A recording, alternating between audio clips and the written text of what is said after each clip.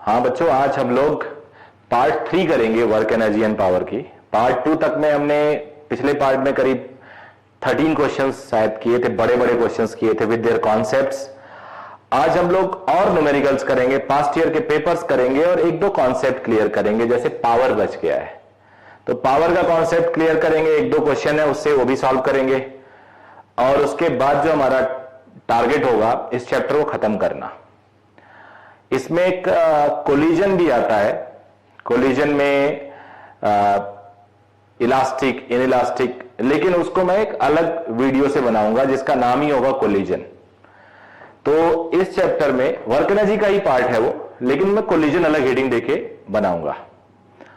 अब यहां पे आज मैं पावर बता देता हूं, फिर क्वेश्चन सॉल्व करते हैं। पावर के बारे में आप सब लोग जानते होंगे कि it's a rate of doing work.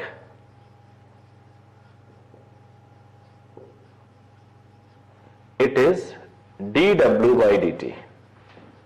Scalar quantity होती है, यूनिट हो गया जूल पर सेकेंड या वॉट, कैपिटल W भी लिखते हैं। तो पावर इज जूल पर सेकेंड या वॉट। वर्क डन होता है force dot displacement upon dt। so it is F dot ds upon dt, it is F dot v, जिसे FV cos थीटा भी लिख सकते हैं, where theta is F vector and V vector.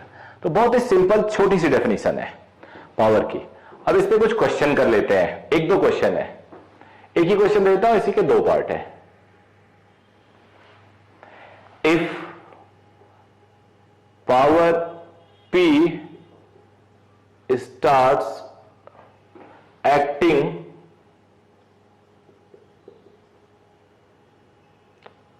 on a body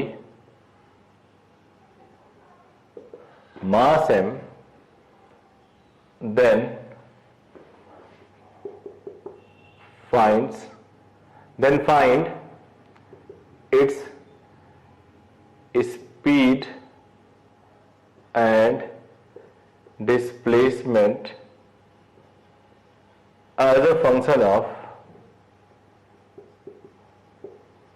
time t। Power act करना थोड़ा सा ठीक नहीं लैंग्वेज है, बट ऐसा लिख सकते हैं, एक पावर जनरेट हो रहा है, is a better language because of some force, some other external agent.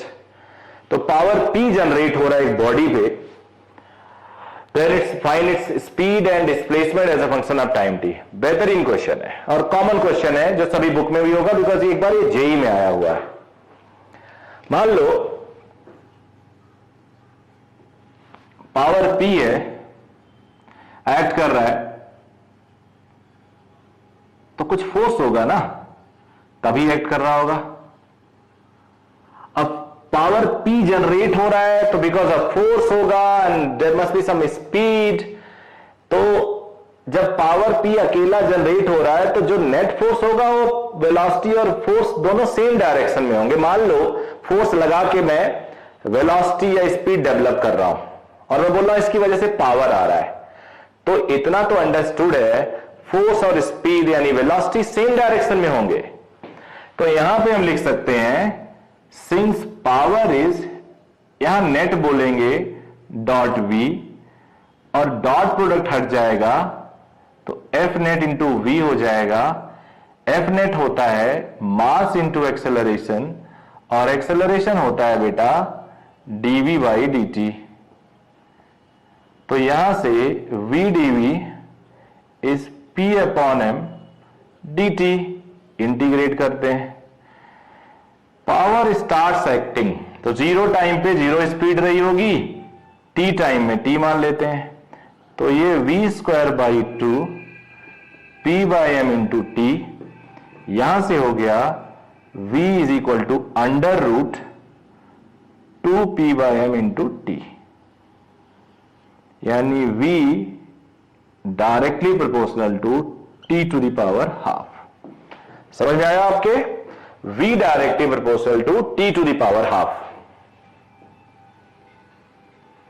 अब now since v is equal to ds by dt is equal to 2p by m and t to the power half, so ds is equal to t half dt। Integrate कर लेते हैं again zero से ऐसे, s हो गया t to the power 3/2 upon 3/2। Power बढ़ जाता है एक और उतना ही नीचे हो जाता है। सिंपल इंटीग्रेशन है। s इज इक्वल टू 2/3, अंदर ले लो ब्रैकेट रूट के 8p/9m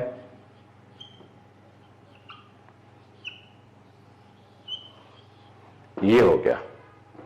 तो ये डिस्प्लेसमेंट हो गया। Displacement directly proportional to 3/2। समझ में आया बेटा आप लोग के? तो एग्जाम्पल जो मैंने आज स्टार्ट किया, इट्स 14th एग्जाम्पल, 13 हमने उसमें कवर कर दिए थे। आज का ये पहला मैं लिख देता हूं। ये आई होप आपके समझ में आ गया ये। अब आगे बढ़ते हैं हम लोग।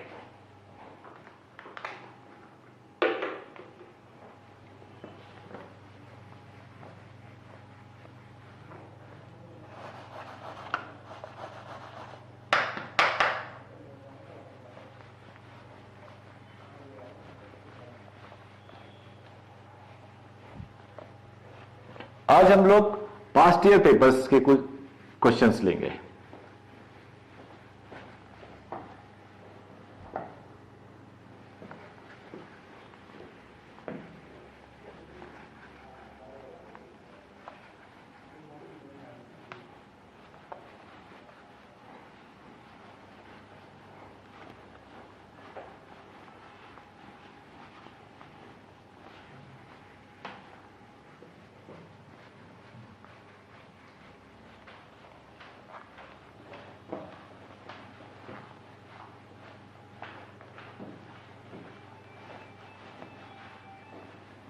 तो बेटे अब एग्जाम्पल स्टार्ट करते हैं। मैं इसके लिए बुक लेके आया हूं अविरल क्लासेस की। सेलेक्टेड क्वेश्चन इसमें से निकालेंगे हम लोग।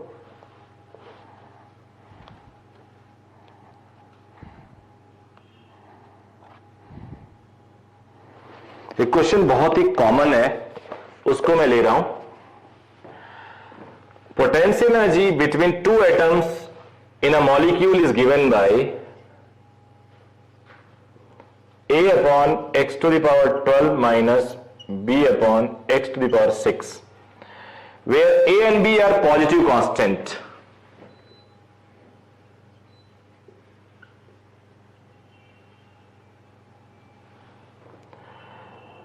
Distance between the atoms, x is distance between the atoms. System is in stable equilibrium when? System will be in stable equilibrium and when?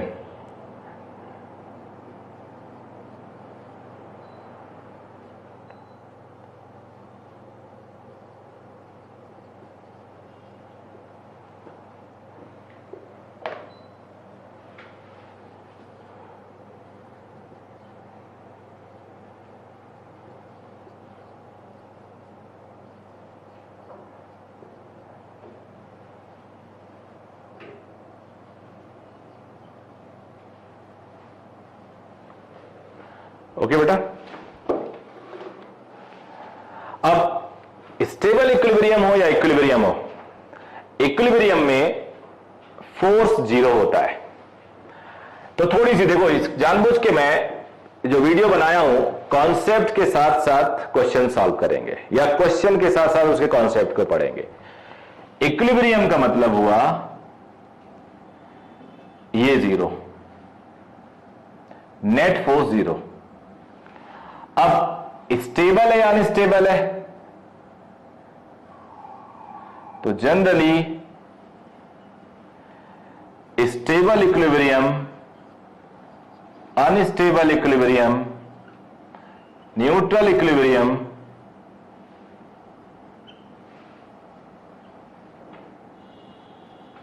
Stable equilibrium यहां पे होगा। मान लो एक बॉडी है, लोएस्ट पॉइंट पे स्टेबिलिटी पे होती है, हाईएस्ट पॉइंट पे अनस्टेबिलिटी पे होती है, न्यूट्रल ये होता है। कोई भी तीनों केसेस में अगर आप देखो तो ये स्टेबल इक्विलिब्रियम, इसको कहीं भी लेके जाओगे वापस वहीं आ जाएगी। और उसके बाद सेकंड केस देखो, सेकंड केस देखोगे आप तो इस सेकंड केस में highest point is unstable equilibrium, highest point is unstable. Reason क्या है? अगर आपने इसको हल्का सा जर्क दिया तो ये गिर जाएगा। ये न्यूट्रल है, कहीं भी कर दिया वहीं रुक जाएगा, बिकॉज हर जगह पोटेंशियल एनर्जी सेम है। तो थोड़ा सा इसके और बताता हूं। स्टेबिलिटी मिलती है एट लोएस्ट पोटेंशियल।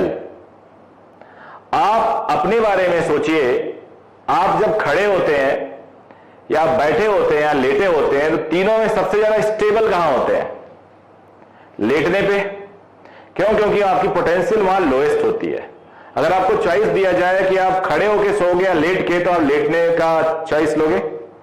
अगर आपको चॉइस दिया जाए आप खड़े होके सोओगे या बैठ के, तो बैठने का चॉइस लोगे। यानी हर जगह आप पोटेंशियल एनर्जी अपनी कम करोगे। तो यहां इन तीनों केस में स्लोप जीरो है, तीनों केस में स्लोप जीरो है। तो U होगा या मैक्सिमम पोटेंशियल या मिनिमम या कांस्टेंट, बट स्लोप जीरो है। Since force is minus du by dr या dx, ये जीरो होगा। आर लिख देता हूं क्योंकि x y कुछ भी हो सकता है। तो फोर्स मतलब du बाई dr माइनस में वो जीरो होगा। अब स्टेबिलिटी स्टेबल है या अनस्टेबल है, वो थोड़ा सा मैं आपको बताऊंगा। वो हम मैक्सिमा और मिनिमा का एक कॉन्सेप्ट होता है जो बेसिक मैथमेटिक्स एंड फिजिक्स में पढ़ाया जाता है या मैथमेटिक्स में है प्योरली। आप लोग को बता दूं, अगर कोई मिनिमम है, अगर कोई मिनिमम है तो स्टेबल है, अगर कोई कर्व मैक्सिमम है तो अनस्टेबल है, और कर्व कोई फ्लैट है यानी x -1 पे भी वही, +1 पे भी वही, यानी एक पूरे पर्टिकुलर जोन में वही है, तो वो न्यूट्रल है। तो स्टेबिल मैक्सिमा या मिनिमा यानी स्टेबिलिटी या अनस्टेबिलिटी के लिए एक बार और डिफरेंशिएट करते हैं। और अगर वो डिफरेंशिएशन लेस देन जीरो है तो मिनिमा है, ग्रेटर देन जीरो है तो मतलब स्टेबिलिटी है, ग्रेटर देन जीरो तो अनस्टेबल है, इस तरह से। तो आप लोग को फिलहाल जो मैं जेई मेंस और नीट के लिए प्रिपेयर करवा रहा हूं, आपको अभी बेसिक थ्योरी बता रहा हूं, उसके लिए सिर्फ आपको यही जानना है कि डिफरेंशिएट करेंगे यू को और जीरो पुट कर देंगे, जो वैल्यू एक्स की आएगी वो वैल्यू होगी इक्विलिब्रियम के लिए। अब अगर कुछ और वैल्यूज आपके पास ऐसी सिमिलर आ रही हैं तब तो आपको स्टेबिलिटी अनस्टेबिलिटी में जाना है, नहीं तो 99.9% में आंसर वही होता है। तो बेटा आपको यहां पे इक्विलिब्रियम के लिए डिफरेंशिएट करके जीरो करना होगा। माइनस हटा ही दो क्योंकि जीरो है तो उधर जाएगा। अब डिफरेंशिएट करते हैं ax⁻12 b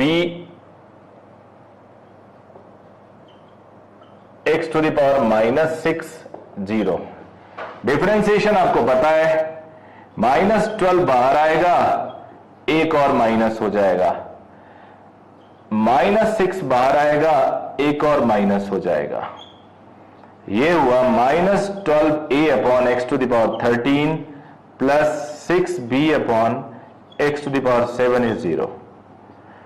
12a/x⁻13 6b/x⁻7, तो यहां से ये 2 से कैंसिल, 2a/b इज x⁻6, यहां से x⁻6 is 2a/b, so x is 2a/b⁻1/6। ये आंसर है, ये आंसर है। तो आपको क्या करना होगा, सीधे डिफरेंशिएट करके जीरो करना है। 99.9% ट्रू है। अदरवाइज आप डिफरेंशिएट किए और आपको ये मिला, ये जीरो मत पुट करो। 0 पुट करके चलो x की वैल्यू निकाल लो, निकल गया।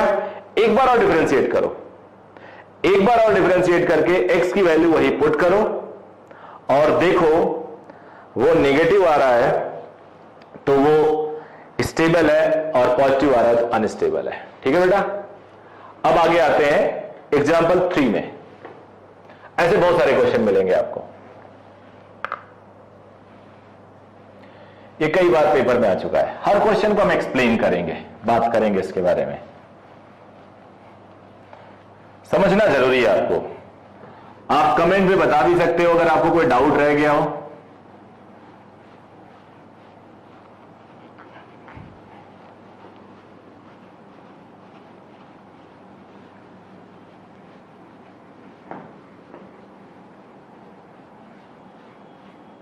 डिफरेंशिएशन मैंडेटरी है, आना है, बहुत जरूरी है। इंटीग्रेशन बहुत जरूरी है।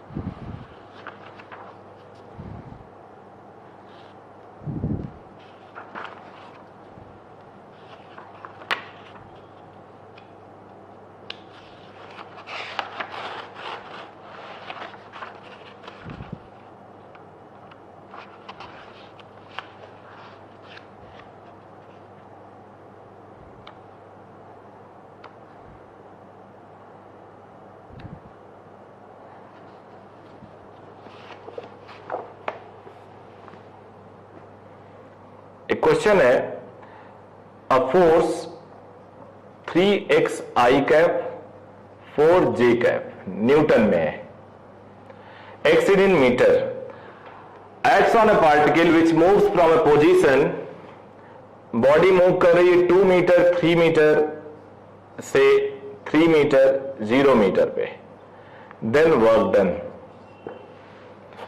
अब देख बेटा, वर्क डन होता है F डॉट S, लेकिन ये वेरिएबल फोर्स है, तो जब वेरिएबल फोर्स है तो F डॉट ds लिखेंगे। अब F है Fx i cap, Fy j cap, Fz k cap, and ds vector is dx i cap, dy j cap, dz k cap. Then F dot ds is fx dx, fy dy, fz dz। तो अब इसको हम solve करेंगे, लिखेंगे तो ये fx dx,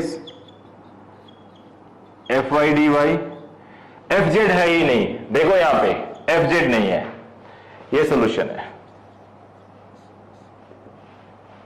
fx है 3x, fy ये कांस्टेंट,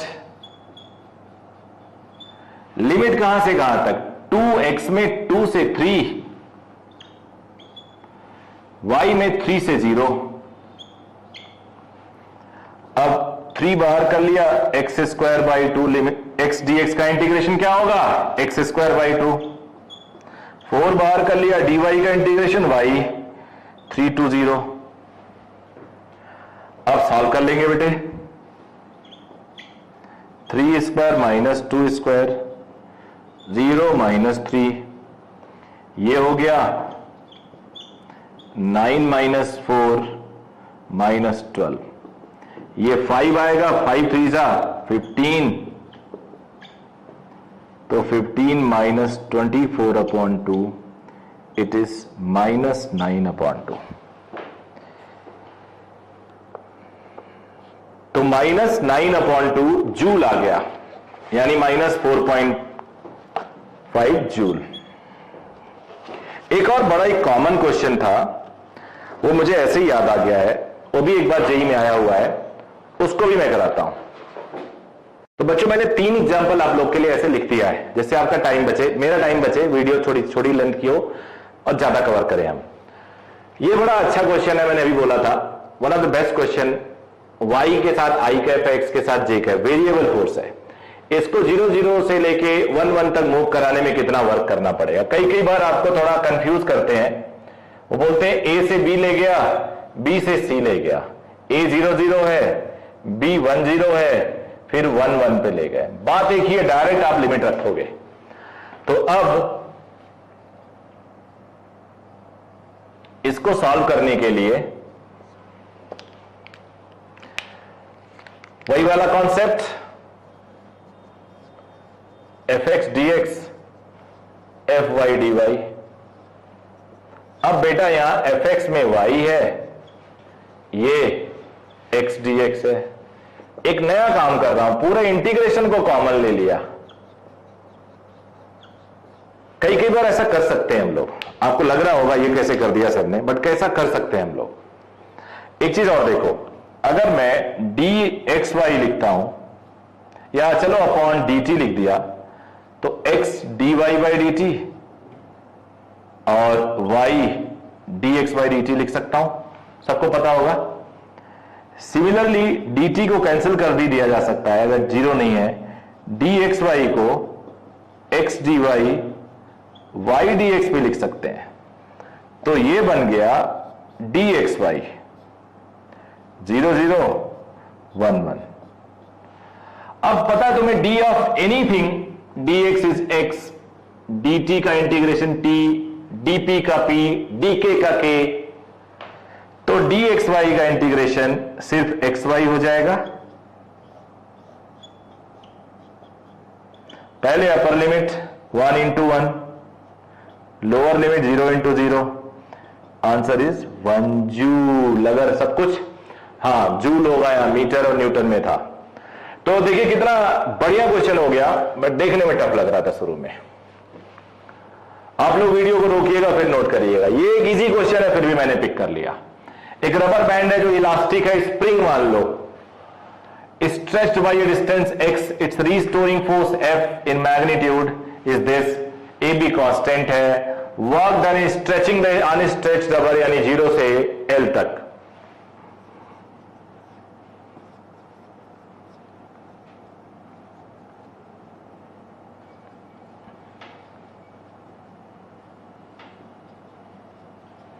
जीरो से L, 0 से L, x स्क्वायर बाई 2,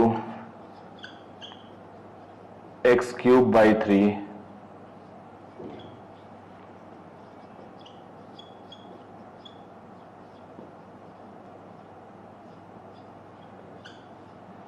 तो ये A L square upon 2, B L cube by 3।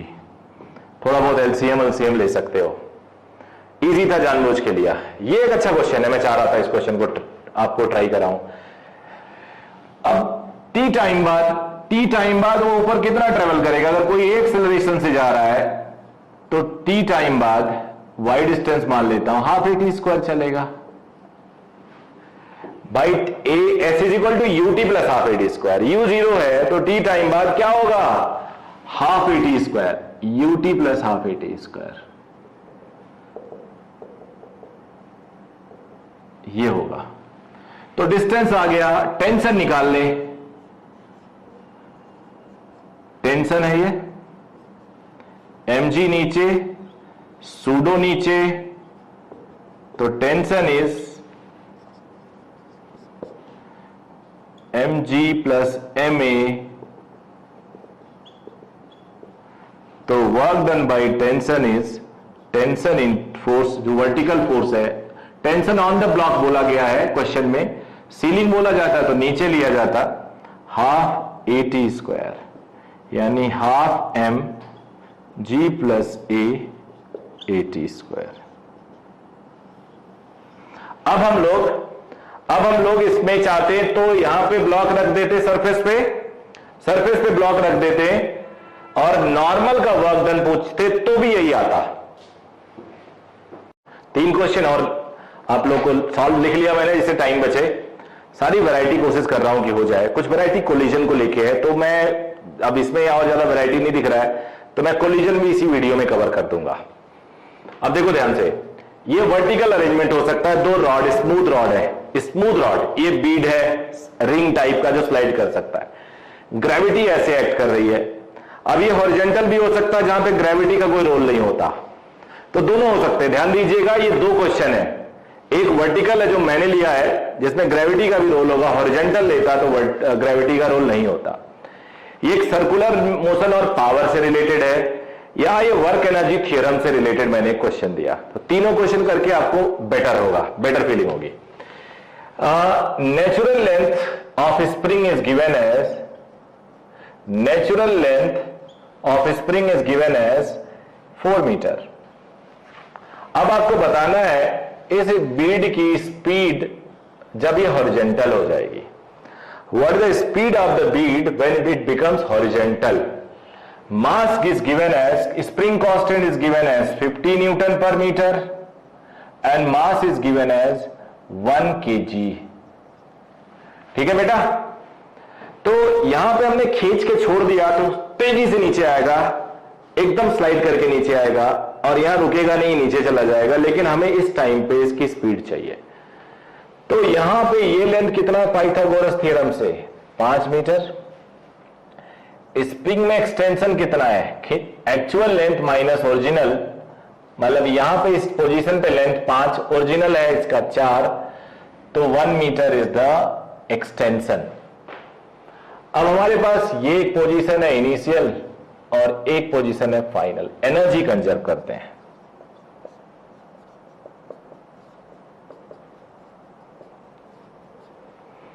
Initial reference किसको ले लें, फाइनल को चलो रेफरेंस ले लेते हैं। इनिशियल काइनेटिक 0, पोटेंशियल है mgh, h is 3, final half mv²। अरे इनिशियल पोटेंशियल एक और है, स्प्रिंग का भी तो है, हाफ kx²। यहां आके स्प्रिंग रिलैक्स हो गई क्योंकि नेचुरल लेंथ 4 है, सिर्फ काइनेटिक एनर्जी इसका बचा, और ग्रेविटेशनल पोटेंशियल भी 0 हो जाए क्योंकि रेफरेंस है। तब इसको सॉल्व कर देते हैं। k is 50, mass is 1, g 10, 3, mass is 1, v², तो ये 25, 30, v²/2, ये हो गया कितना 55 into 2 110,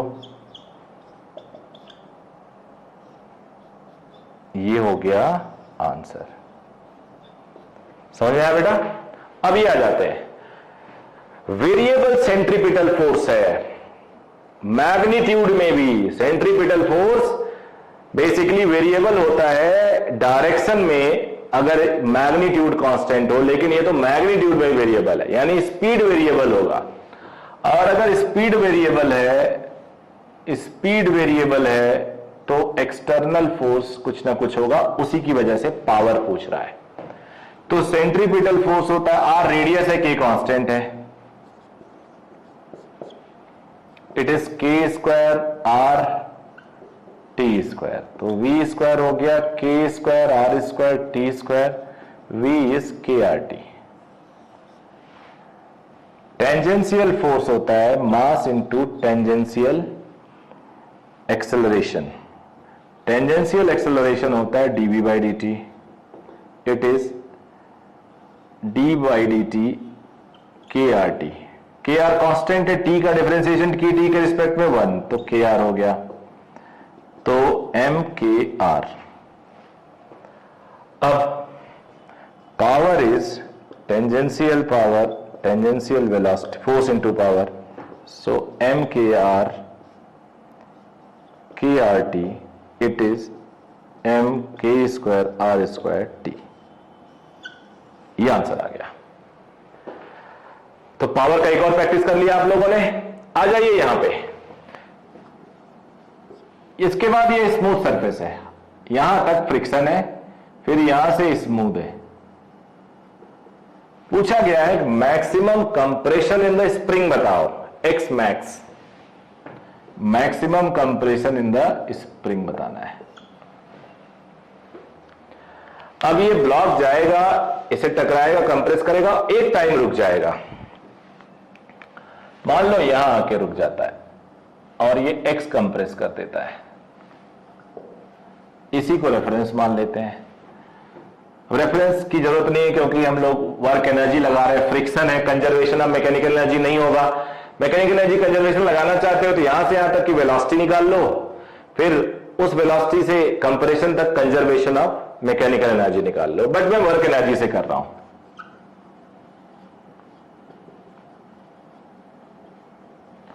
work done by friction, work done by spring, change in kinetic. Normal is not working, gravity is not working because both are acting at 90 degree. एक चीज और याद आ गया, यहां पे सेंट्रीपिटल फोर्स पावर जनरेट नहीं करता बिकॉज सेंट्रीपिटल और टेंजेंशियल वेलोसिटी के बीच में क्या एंगल होता है, 90 डिग्री। तो पावर हमेशा टेंजेंशियल फोर्स जनरेट करता है, याद रखिएगा। इसका वर्क डन भी जीरो होता है क्योंकि डिस्प्लेसमेंट हमेशा 90 डिग्री पे होता है, सेंट्रीपिटल अंदर होता है। तो ये छोटी छोटी बातें हैं, you must know it.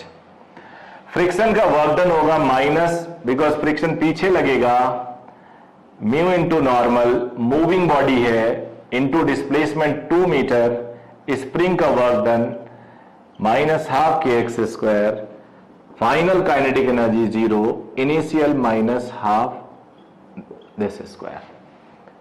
Final kinetic zero होगी तभी तो मैक्सिमम कंप्रेशन होगा। अगर वेलोसिटी बनी रहेगी तो कंप्रेशन मैक्सिमम कहां होगा, फिर तो और आगे जाएगी वो। तो work done by friction, force into displacement, friction पीछे डिस्प्लेसमेंट आगे तो माइनस। कितनी दूर तक फ्रिक्शन लग रहा है, 2 मीटर तक।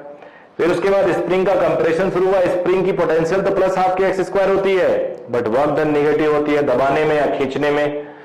Final kinetic energy minus initial kinetic energy, change यही होता है, final zero, initial minus half m v square. तो माइनस काट दो हर जगह से। Mu is 0.4, normal is m g यहां पे, इंटू 2, के इज 50, एक्स हमें निकालना है, माइनस तो हटा दिया, मास इज 10 इंटू 10 का स्क्वायर 100।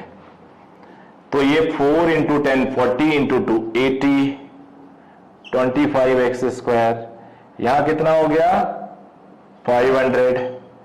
तो 25 x square is 420, x square is 420 upon 25, 5 से कैंसिल कर लो तो x हो गया बेटे 84 अपॉन 5 मीटर। x क्या हो गया 84 अपॉन 5 मीटर। तो ये आंसर आ गया है। तो बच्चे मैं सोच रहा हूं कि हम लोग कोलिजन यहीं पढ़ लेते हैं, बिकॉज ज्यादा टाइम लगा नहीं न्यूमेरिकल कवर करने में, तो इसके अलग वीडियो बनाने की जगह पे हम कोलिजन यहीं खत्म कर लेते हैं। मेरा टारगेट है कि वीडियो लेंथ 1.5 घंटे 2 घंटे से कम नहीं होना चाहिए, because you are preparing for such a big examination. Level देखो, जो मैं अभी थ्योरी आपको पढ़ा रहा हूं, it is equally suited for those who are preparing for NEET, JEE Main and JEE Advanced. Advance के लिए एक वीडियो सप्लीमेंट करूंगा मैं हैवी न्यूमेरिकल्स का, एडवांस लेवल के न्यूमेरिकल्स का, हर चैप्टर का। थ्योरी पार्ट यही है, बेसिक न्यूमेरिकल्स यही है, बट उसमें जो एक पार्ट और होगा सप्लीमेंटेड नेक्स्ट लेवल का, वो अलग होगा। उसमें हम स्प्रिंग के कॉम्प्लिकेटेड क्वेश्चंस करेंगे, उसमें हम वर्क एनर्जी में जो पेंडुलम है उसको नीचे स्पीड देते हैं, बीच में कहीं ब्रेक ऑफ हो जाता है, वो सारे क्वेश्चंस, तो एक अलग सप्लीमेंटेड होगा। कोलिजन में बेसिकली हम लोग 2 बातें लिखेंगे। कोलिजन जनरली अगर मैं डायग्राम दिखाऊं, सबसे पहले एग्जांपल हम ऐसे ले सकते हैं, एक बॉडी ऐसे चली, इसको हिट करना है उसको, फिर बॉडी ने दोनों कांटेक्ट में आए, कॉमन स्पीड एक इंस्टेंट के लिए होगा, फिर दोनों अलग अलग स्पीड पे हो जाएंगे। कोशिश करेंगे कि हर बच्चे को समझ में आए, बिल्कुल इजी होना चाहिए। देखता हूं, आप लोग मुझे फीडबैक देना। ये सिचुएशन है बिफोर कोलिजन का, ये सिचुएशन है ड्यूरिंग कोलिजन का, और ये सिचुएशन है आफ्टर कोलिजन का। समझ में आया तीनों पार्ट आपका?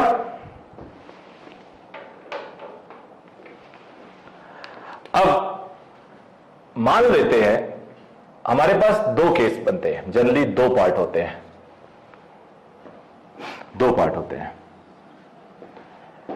एक होता है इलास्टिक कोलिजन,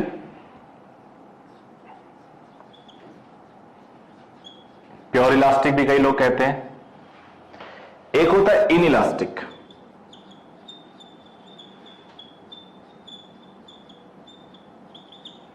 उससे पहले मैं जरा एक बात बता दूं, कोलिजन होने के लिए पीछे वाली स्पीड ज्यादा होगी तभी तो टकराएगी बॉडी। पीछे वाली स्पीड अगर ज्यादा नहीं होगी तो ये आगे निकल जाएगा। एक गाड़ी जा रहा है 100 मीटर पर सेकंड से, पीछे वाला 50 मीटर पर सेकंड से पकड़ पाएगा नहीं। आगे 100 जा रहा है, पीछे 120 से आए तो टच कर सकता है। कोलिजन के बाद V2 must be greater than, नहीं तो ये आगे हिट नहीं कर देगा।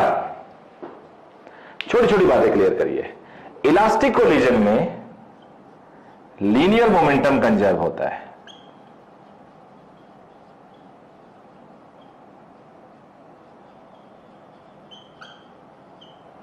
Linear momentum is conserve. रुक जाओ, मैं यही लिखता हूं, वहां उस जगह को हम लोग कहीं और यूज करेंगे। ये ड्यूरिंग कोलिजन था।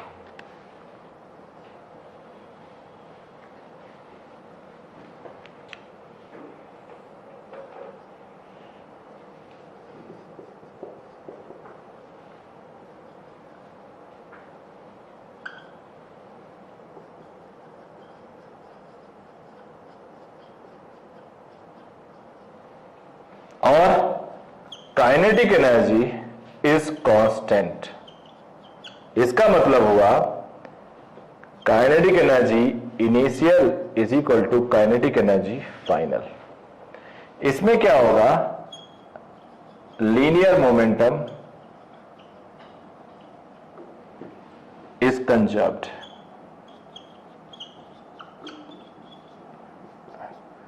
Kinetic energy is not constant, यानी kinetic energy initial greater than kinetic energy final. It is because there is some loss in energy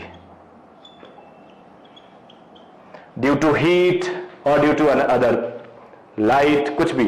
वैसे जनरली सारे कोलिजन इनइलास्टिक ही होते हैं, बट ये एक हाइपोथेटिकल सिचुएशन है जब कोई लॉस ना हो। जब कोई लॉस नहीं हो तो आपका ये इक्वेशन बनेगा। अब जरा बेटा हम लोग इरिस्पेक्टिव ऑफ इलास्टिक इलास्टिक जरा इक्वेशन लिखने की कोशिश करते हैं।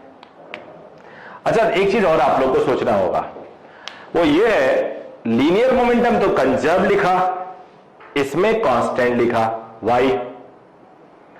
ऐसा इसलिए होता है, कांस्टेंट का मतलब जो काइनेटिक एनर्जी यहां है वही काइनेटिक एनर्जी यहां है। और कंजर्व का मतलब वो यहां भी रखना पड़ता, बिकॉज मोमेंटम यहां भी वही है, यहां भी वही है, यहां भी वही है। काइनेटिक एनर्जी जो यहां है वो यहां है, यहां नहीं है इलास्टिक में भी। रीजन क्या, जब कोलिजन हो रहा होता है तो there is some compression. Perfectly rigid body कुछ होती नहीं है। जब परफेक्टली रिजिड बॉडी कुछ नहीं होती है तो जब दो बॉडी टकराते हैं तो कुछ कंप्रेशन होता है, उनके मॉलिक्यूल में कंप्रेशन होता है। तो कंप्रेशन की वजह से उनकी मॉलिक्यूलर एनर्जी बढ़ जाती है, उनकी पोटेंशियल एनर्जी बढ़ जाती है, और पोटेंशियल बढ़ जाती है तो उस टाइम काइनेटिक कम हो जाती है, मैकेनिकल एनर्जी कंजर्व होती है। मैकेनिकल एनर्जी कंजर्व होती है, काइनेटिक उस टाइम कम हो जाती है। इसलिए काइनेटिक एनर्जी का इक्वेशन लिखने के लिए हमें इनिशियल और फाइनल का लिख सकते हैं, यहां नहीं लिख सकते हैं। अब कुछ बातें करते हैं, इक्वेशन लिखते हैं। Linear momentum equation,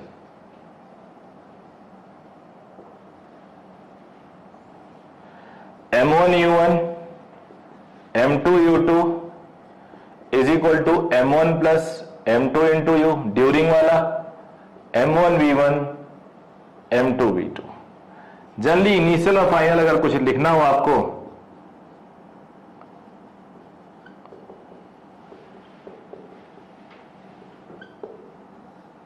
kinetic energy equation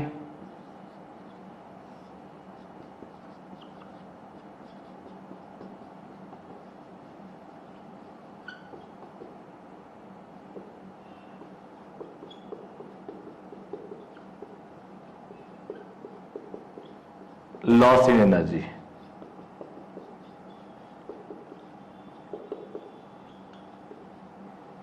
is 0 in case of elastic,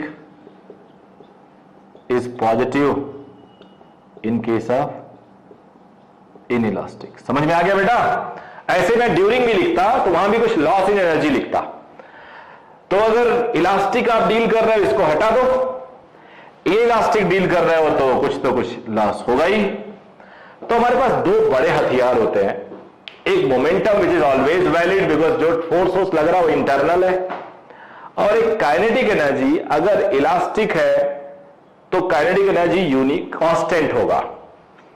दो इक्वेशन से हम सॉल्व कर सकते हैं, but it's very tough to solve these questions because square वाले इसको सिंप्लीफाई करना, मान लो u1 u2 दिया हुआ है and even in elastic collision they asked find out v1 and v2, then solving v1 and v2 by these two equation will be tough। impossible नहीं है but मुश्किल है, क्योंकि स्क्वायर में है, फिर यहां से वैल्यू ला के रिमूव करना बड़ा लेंदी काम है। तो इस लेंदी काम को आसान बनाने के लिए न्यूटन आ गए। न्यूटन हर जगह आ जाते हैं जहां भी मैथमेटिकल चीजें आ जाती है, जहां हैवी चीजें आ जाती है। न्यूटन बहुत बड़ा फिजिसिस्ट था, लेकिन उससे भी ज्यादा मैथमेटिशियन था। तो न्यूटन ने यहां आपको कुछ चीजें आसान करके दे दी। अब न्यूटन ने जो आसान करके दे दी उसको कहते हैं न्यूटन्स कोफिशिएंट ऑफ रेस्टिट्यूशन। क्या कहते हैं बेटा, एक बार फिर से आप लोग बोलो मेरे साथ, न्यूटन्स कोफिशिएंट ऑफ रेस्टिट्यूशन। तो वो सब्स्टिट्यूट है एनर्जी इक्वेशन का। सब्स्टिट्यूट किसका है?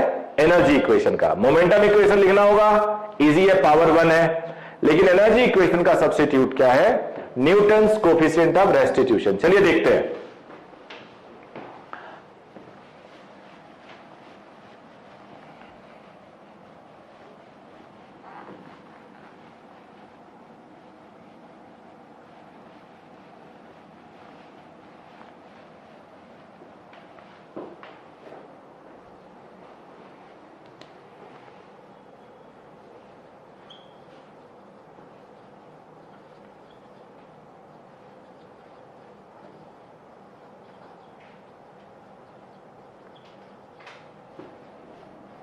ई से रिप्रेजेंट करते हैं।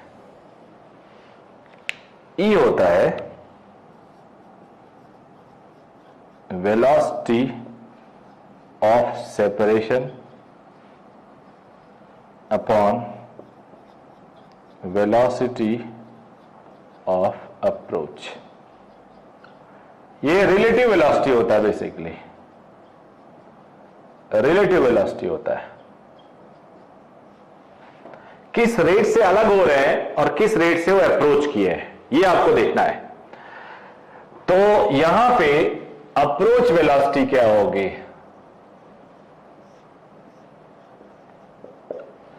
जरा सोचो, आगे वाली गाड़ी जा रही है 100 से, पीछे वाली 120 से, तो किस रेट से अप्रोच कर रहा है? 20 से। 120 माइनस 100, तो रिलेटिव वेलोसिटी अप्रोच बड़ा माइनस छोटा। अब ये चल गया 120 से, ये रह गया 100, तो सेपरेट किस रेट से हो रहे हैं?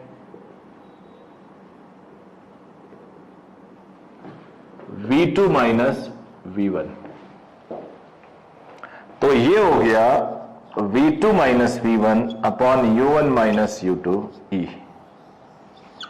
अब e की value 0 for pure in elastic,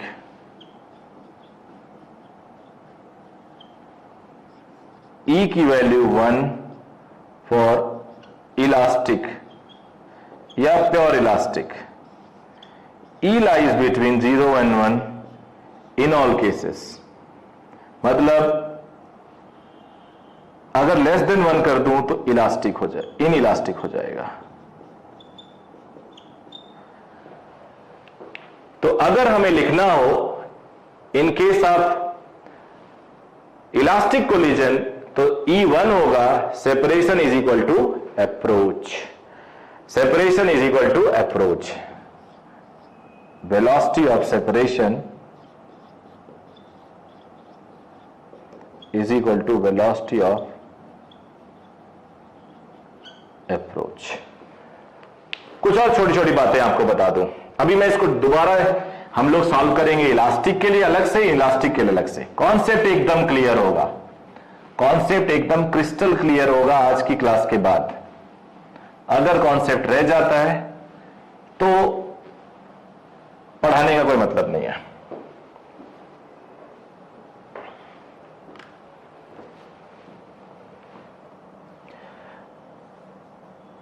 ये जा रहा है U1 से, ये जा रहा है U2 से,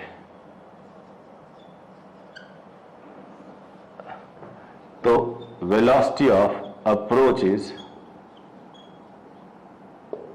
U1 माइनस U2। अगर दो U1 ऐसे आ रहे हैं, velocity of approach is U1 plus U2। अगर टकराने के बाद कोई ऐसे जा रहा है, velocity of separation is V1 plus V2। तो आपको इक्वेशन लिखना आना चाहिए। अगर इस तरह से कहीं दिखे तो आप लिख सकते हो कि सेपरेशन क्या है, अप्रोच क्या है। एक भी अगर कहीं डाउट हो गया, एग्जाम में जनरली वही आता जो आपको डाउट होता है। आप अगर एक चैप्टर छोड़ के जाएंगे एग्जामिनेशन हॉल में तो चांसेस ज्यादा है कि वही चैप्टर पूछते हैं। तो मान लो अगर हमने एक केस ये लिया, कोलिजन के बाद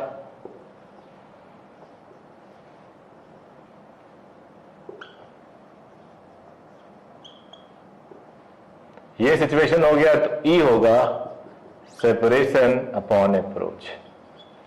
नोट कर लीजिए, वीडियो रोक रोक के नोट करिएगा।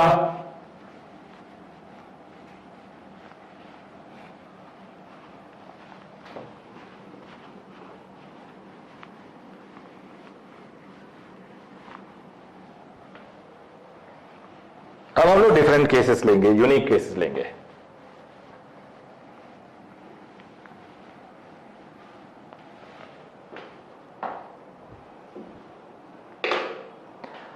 Consider elastic collision.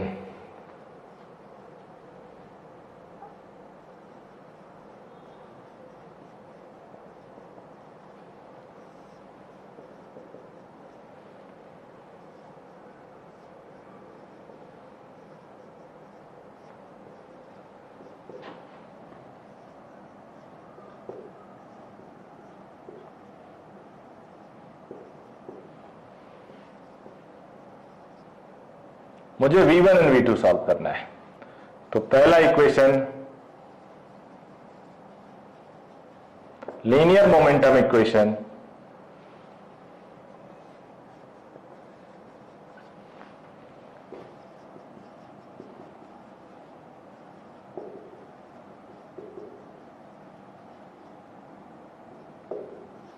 Coefficient of restitution,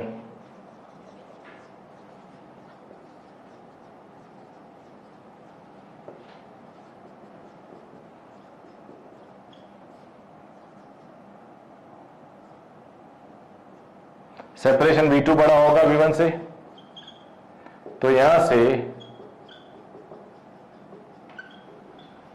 अब इसको सॉल्व करना है हम लोग को। अब इसको हमें बेटा सॉल्व करना है। तो सॉल्व करेंगे, अगर आप लोग सॉल्व करोगे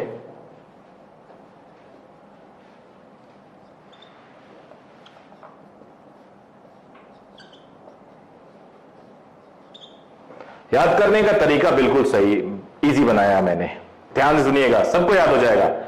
सबसे पहले दो बॉक्स बनाइए। पहला बॉक्स सौंप दीजिए 1 को U1 को, दूसरा बॉक्स सौंप दीजिए U2 को। सबको याद हो जाएगा। बॉक्स बनाइए, पहला U1 को सौंप दीजिए, दूसरा U2 को सौंप दीजिए। पहला U1 को सौंप दीजिए, दूसरा U2 को सौंप दीजिए। सौंपने के बाद दोनों में लाइन ड्रॉ कर दीजिए। देखो कितना आसान है। सबके नीचे M1 प्लस M2 लिख दीजिए।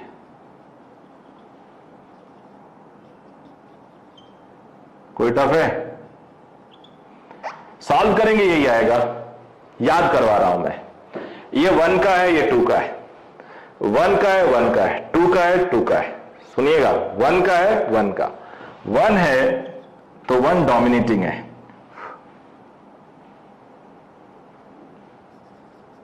समझने के लिए। ये 2 का है तो 2 डोमिनेटिंग है, 2 माइनस 1। 1 है तो यहां 2m2, 2 है 2m1। ये अगर आपको याद हो गया तो काम एकदम आसान हो जाएगा। कुछ केसेस और लेते हैं, एग्जांपल लेते हैं, या केस, इसी का केस है, एग्जांपल क्या कहें, केस बोल देते हैं। केस ये है, एक बॉडी है m, u1 से चला, दूसरी बॉडी भी m है, कोलिजन होने के बाद ये v1, ये v2, e1 है। तो v1 होगा, आपको पता है 2 बॉक्स होते हैं। पहले बॉक्स में m1 माइनस m2 है, दोनों मास अगर इक्वल है तो ये 0, और ये 2m2, m2 m है, नीचे भी m प्लस m, तो यहां से v1 इज u2। v2 देखते हैं, 2 बॉक्स है। दूसरे बॉक्स में देखो m2 माइनस m1 है, दोनों इक्वल मास है तो ये 0, यहां नीचे ऊपर 2m, m1 m2, नीचे m प्लस m 2m, तो यहां से v2 इज u1। यानी what happened when masses are equal, they simply exchange their velocities, they simply exchange their velocities। अब एक्सचेंज कर ले गए, यानी अगर एक u से जा रहा है, एक रेस्ट पे है, तो कोलिजन के बाद पहला रेस्ट पे आ जाएगा, दूसरा u से चल देगा, एक्सचेंज कर लेंगे वेलोसिटी। इसको लिख लेना कि अगर, अब केस ही लिखते हैं 1, चलो 1 लिख दिया। अगर इलास्टिक कोलिजन है तो दे सिंपली एक्सचेंज देयर वेलोसिटीज। अब आगे बढ़ते हैं। तो अब हम लोग एक केस और लेते हैं, एक एग्जांपल लेता हूं, अगर आप उस एग्जांपल को सॉल्व कर लो तो मजा आ जाएगा। जेई में आया हुआ क्वेश्चन है और मैं एक्सपेक्ट करूंगा हर बच्चा इसको सॉल्व करेगा, एवरी स्टूडेंट। देखो कैसे।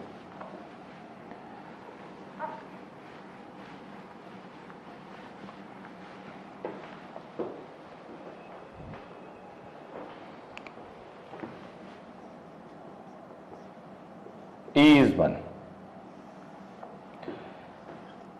स्मूथ सरफेस है, U से गया, 4 इक्वल मासेस यहां रखे हुए हैं। कोलिजन के बाद which of the case is true?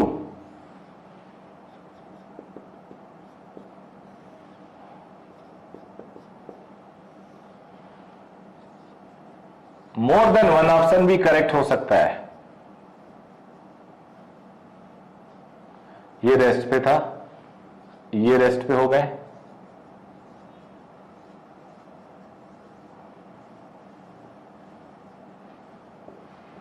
दोनों 2 चल दिए u/2 से,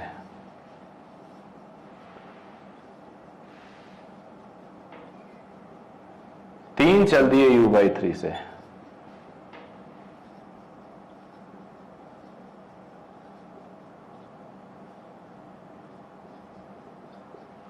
चार चल दिए u/4 से। तो कौन सा सही है? चारों में से एक सही हो सकता है, 2 सही हो सकते हैं, 3 हो सकते हैं, चारों सही हो सकते हैं। मोर देन 1 ऑप्शन में करेक्ट। ट्राई करिए आप लोग। चलो मैं आपकी हेल्प करता हूं। What was initial momentum? m into u। Momentum conserve होना चाहिए। यहां फाइनल मोमेंटम क्या आता है? m into u। यहां फाइनल मोमेंटम क्या आता है? 2m into u/2, m into u। यहां फाइनल मोमेंटम क्या आता है? 3m mass u by 3 m into you. यहां फाइनल मोमेंटम क्या आता है? 4m mass u by 4 m into you. अब अगर ध्यान से देखा जाए तो जो पहला कंडीशन है वो फुलफिल है, momentum is same in all the cases. Maximum बच्चे ये देखते चारों टिक कर देते हैं, जबकि इलास्टिक में ही दूसरा कंक्लूजन होना जरूरी है कि kinetic energy should be constant. So what is initial kinetic energy? Half mu square. अब यहां लिखता हूं, यहां पे काइनेटिक एनर्जी क्या है? हाफ mu स्क्वायर, यानी ये सही है। यहां काइनेटिक एनर्जी क्या है? Half 2m u by 2 square. क्या आएगा यहां? ये कैंसिल होगा, ये 1/4, ये कांस्टेंट नहीं है, यानी ये सही नहीं है। इसका काइनेटिक एनर्जी देखते हैं, half 3m u by 3 square, ये आ जाएगा 3/18 1/6 mu स्क्वायर। ये भी नहीं होगा। इसका देखते हैं,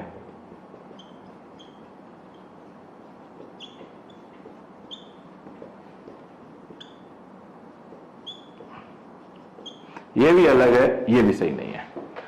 सो only one option is correct. What is reason? Reason is momentum is conserved in first as well as kinetic energy is also constant.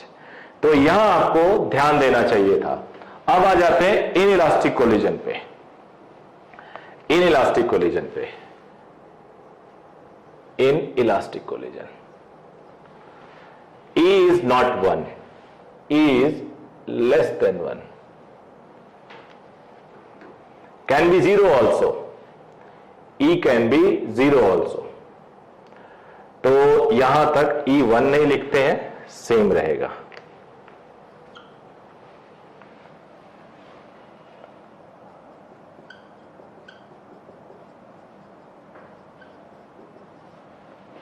इसको अगर आप सॉल्व करोगे, इसको अगर आप सॉल्व करोगे थोड़ा चेंज आएगा।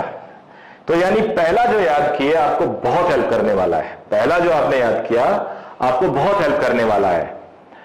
अब वो बहुत हेल्प करने वाला है, कैसे करेगा? तो मैं चेंजेस ला रहा हूं, इसलिए इसको हटाया नहीं। अब देखो बच्चे, ये m2 लिखा हुआ है, can I write 2m2 is equal to m2 plus m2? 2m1 को m1 प्लस m1 लिख दूं, ये m2 यही रहेगा, नो चेंज। थोड़ा दूर लिख देता हूं, यहां भी थोड़ा स्पेस बना देता हूं। अभी मैंने कोई चेंज नहीं किया, I have not changed anything. Now after solving, when you solve you will get E here, E here, E here. बन गया ये फॉर्मूला। या ये याद करो, E is equal to 1 put कर दो तो पहला हो जाएगा। लेकिन पहला याद करके इसको लिखना चाहिए, वो ज्यादा आसान है। जहां 2m2 लिखा था वहां m2 प्लस m2 लिखो, जहां 2m1 लिखा था m1 प्लस m1 लिखो। बस दूसरे के पहले E लगा दो, यू विल गेट आंसर। ठीक है बेटा? और अगर एक केस बनता है E इज इक्वल टू 0, तो बॉडी अलग अलग कोलाइड तो होंगी, ऐसे अलग अलग होंगी, बट आफ्टर कोलिजन वो चिपक के एक ही कॉमन स्पीड से चलेंगी, बिकॉज सेपरेशन स्पीड 0 हो जाता है। देखेंगे उसको भी। तो अब इसको इनइलास्टिक के लिए थोड़ा कुछ क्वेश्चन सॉल्व करेंगे हम लोग। फार्मूला इलास्टिक का याद करेंगे, इनइलास्टिक अपने आप याद हो जाएगा।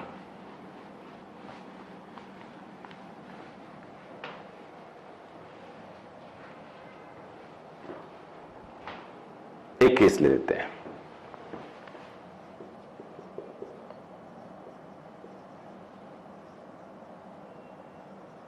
ये रेस्ट पे है, ये U से चला, कोफिशिएंट ऑफ रेस्टिट्यूशन ही है। कोलिजन के बाद ये V1 हो गया, ये V2 हो गया। फाइंड V1 अपॉन V2, ये क्वेश्चन है। बड़ा कौन होगा? V2 बड़ा होगा। थोड़ा गेस भी कर सकते हो। अब इलास्टिक कोलिजन है, सॉरी इन इलास्टिक है, इलास्टिक होता तब तो हम लोग एक्सचेंज करवा देते, इसको रेस्ट करवा देते, उसको यू से चला देते, याद है ना। लेकिन यहां ऐसा नहीं कर सकते, यहां पे ये फार्मूला लगाएंगे, ये फार्मूला लगाएंगे। लेकिन एक अच्छी बात है, u1 u है, u2 0 है, तो ये बॉक्स 0 हो जाएगा, ये बहुत अच्छी बात मिल गई।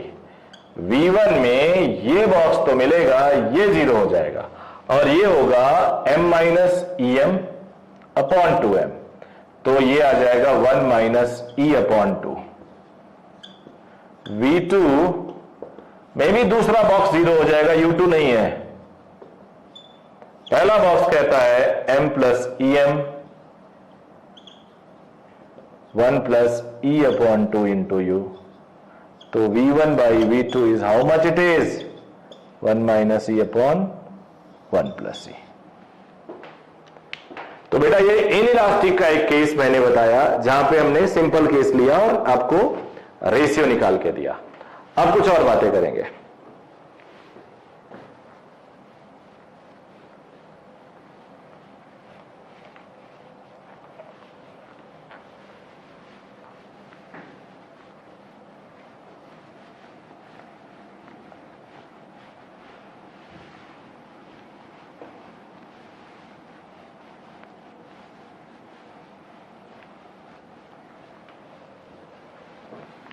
कुछ एग्जांपल होगा जिसमें वर्क एनर्जी का कॉन्सेप्ट आएगा, purely conservation of mechanical energy और वर्क एनर्जी का कॉन्सेप्ट आएगा। एग्जांपल, एक ब्लॉक है m मास का, एक बुलेट को हमने फायर किया, बुलेट इसमें एम्बेडेड हो गया,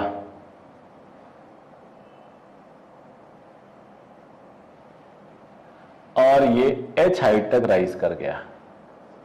बुलेट इसके अंदर आ गया, बुलेट इसके अंदर ही है और h हाइट तक राइज किया। ये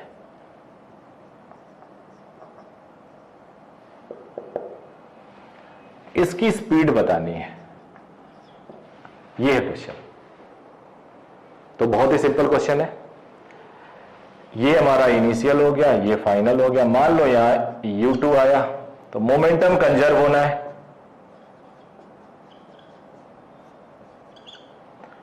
तो u2 इज, अब इसके बाद तो एनर्जी लगनी है। वैसे ये रटा होना चाहिए आपको, ये याद होना चाहिए आप सबको। इसको रेफरेंस ले लेता हूं, half m plus m u2 square, reference potential 0, तब तक राइज करेगा जब तक स्पीड 0 ना हो। ये हो गया u2 स्क्वायर इज 2gh। वैसे भी u square h is equal to u square by 2g या u is equal to √2gh से h हाइट राइज करता है। ये सब बहुत छोटी छोटी बातें हैं, और जितने भी बच्चे तैयारी कर रहे हैं, बहुत ये जो कॉन्सेप्ट है ये फिंगर टिप पे होना चाहिए। जैसे यहां देखा आपने √2gh, यहां आप √2gh पुट कर दे, आंसर आपको मिल जाता। तो अगर आपको स्मार्ट स्टडी करनी है तो हर छोटे स्टेप्स पता होने चाहिए। काम नहीं चलता, जैसे पर्टिकुलरली कई बच्चे सोचते हैं यार काम चला दूं, रट लेंगे, नहीं। बहुत बेसिक वाले पॉइंट जो काइनेमेटिक्स में होते हैं, लॉज ऑफ मोशन में होते हैं, वो जो बहुत बेसिक वाले पॉइंट है वो बहुत हेल्प करेंगे आपको, बिना उसके काम नहीं चलने वाला। अब u2 is equal to √2gh and this u2 is mu upon m plus m। तो यहां से u आ गया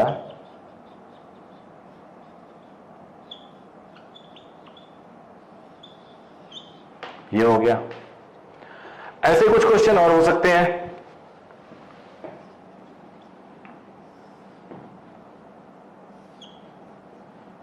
एक ब्लॉक है, एक बुलेट आया, हिट किया, maximum compression in the spring बताना है। अगर इंबेडेड हो गया तो जब ये इंबेडेड होगा, मान लो उस टाइम v स्पीड हो गई,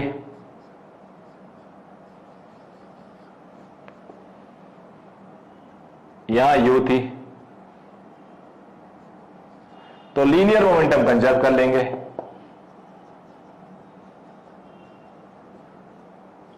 ये टोटल मास हो गया।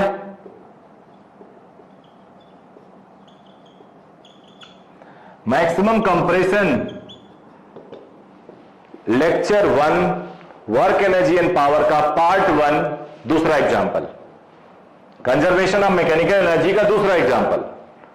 एक्स मैक्सिमम था v√m/k, तो यहां m की जगह पे m+m/k हो जाएगा, बिकॉज अब ये ब्लॉक का मास इतना हो गया और v है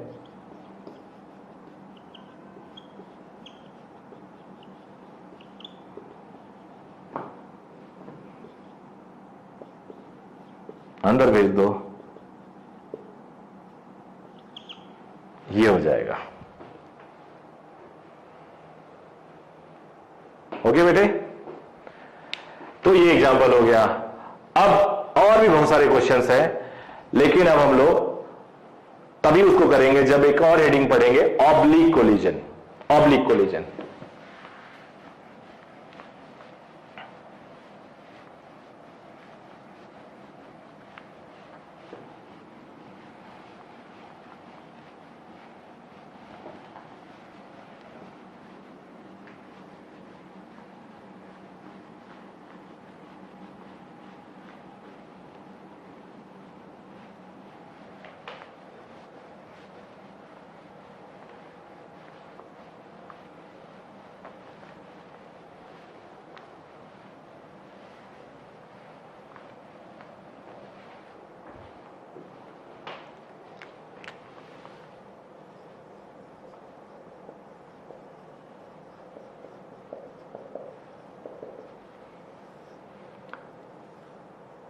ये गया, ये गया, लाइन पे कोलिजन नहीं हो रहा है, ये गया और एक प्लैंक के साथ कोलाइड कर गया, इसके साथ एक बॉल गया सरफेस पे कोलाइड होके ऐसे चला गया। तो जब हेड टू हेड कोलिजन या एक ही लाइन में कोलिजन नहीं होता है तो उसको हम ऑब्लिक कोलिजन कहते हैं। ऑब्लिक कोलिजन से क्वेश्चंस ज्यादा आ सकते हैं, कॉमन होता है आने के लिए, कॉन्सेप्ट में थोड़े से चेंजेस होते हैं, कॉन्सेप्ट चेंज तो नहीं होता बट कुछ कंडीशन ऐड हो जाते हैं। तो जैसे कि यहां भी लीनियर मोमेंटम कंजर्व होता है, but linear momentum is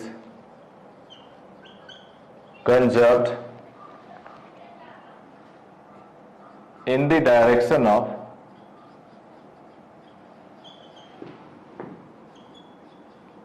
plane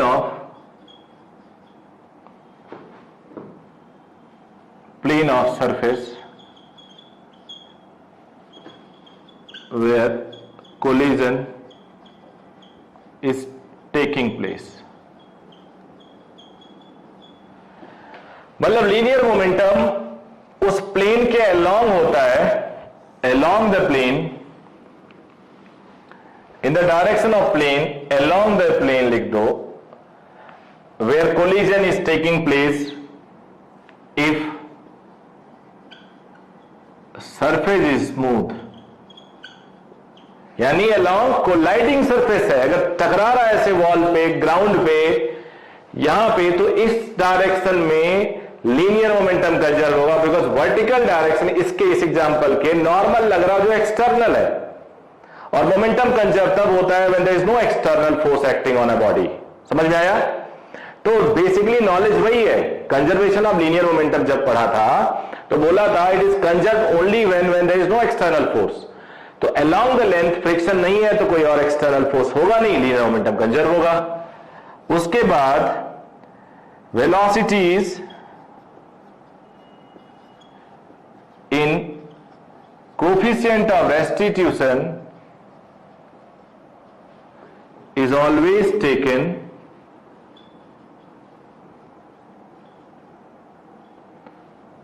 perpendicular to colliding surface। यानी जो सरफेस कोलाइड कर रहे हैं उसके परपेंडिकुलर ही जो वेलोसिटी आएगी उसे हम लेंगे सेपरेशन और अप्रोच में। उसे हम क्या लेंगे? सेपरेशन एंड अप्रोच में। तो दो चीजें फिर से, लेंथ उस डायरेक्शन में, जिस डायरेक्शन में कोई सरफेस है उस डायरेक्शन के अगर फ्रिक्शन नहीं है तो उस डायरेक्शन के में हम लीनियर मोमेंटम कंजर्व कराएंगे, और उसके परपेंडिकुलर वाली वेलोसिटी जो होगी वो रेस्टिट्यूशन में होगी, यानी सेपरेशन और अप्रोच में होगी। मोमेंटम में अलोंग द सरफेस और रेस्टिट्यूशन में जो वेलोसिटी होगी वो परपेंडिकुलर टू द सरफेस। ये दो चीजें अगर ध्यान दे दो तो आपका कॉन्सेप्ट क्लियर भी रहेगा और क्वेश्चन में गलती ना के बराबर होगी। याद करके हम नहीं काम चला सकते। तो मैं एक क्वेश्चन जो स्टैंडर्ड क्वेश्चन लूंगा, उसके बाद इसके एप्लीकेशन करेंगे हम लोग, और एप्लीकेशन करने के बाद ही चैप्टर खत्म माना जाएगा।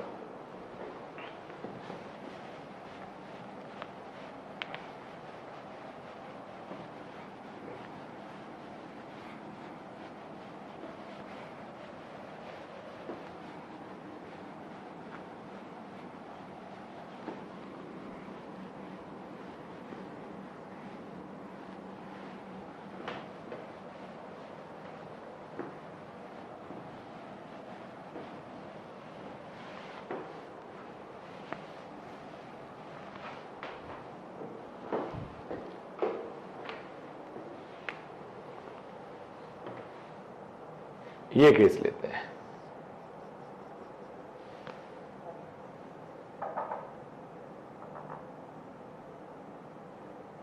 यह थीटा पे आया,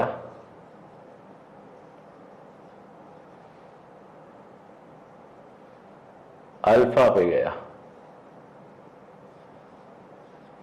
कोफिशिएंट ऑफ रेस्टिट्यूशन ई है, स्मूथ सरफेस है, एक्सक्यूज मी। अब हमें बताना है वी बताना है और अल्फा बताना है। नोन क्या है? u और थीटा। तो इस वेलोसिटीज को रिजॉल्व करेंगे, ये अल्फा है तो ये अल्फा है, ये थीटा है तो ये थीटा है। अब कोलिजन से पहले जो हॉरिजॉन्टल वेलोसिटी होगी, तो रिजॉल्व कर रहे हैं इसका हॉरिजॉन्टल कंपोनेंट, ये जस्ट बिफोर कोलिजन है। इतना दूर मत सोचना कि आते आते स्पीड बढ़ जाएगा, ये just before collision, just after collision. तो हॉरिजॉन्टली आया होगा u cos थीटा से, और हॉरिजॉन्टली गया होगा, ये अल्फा है तो v cos अल्फा से, और जो वर्टिकल के लिए है u sin थीटा से आया होगा, और ये गया v sin अल्फा से।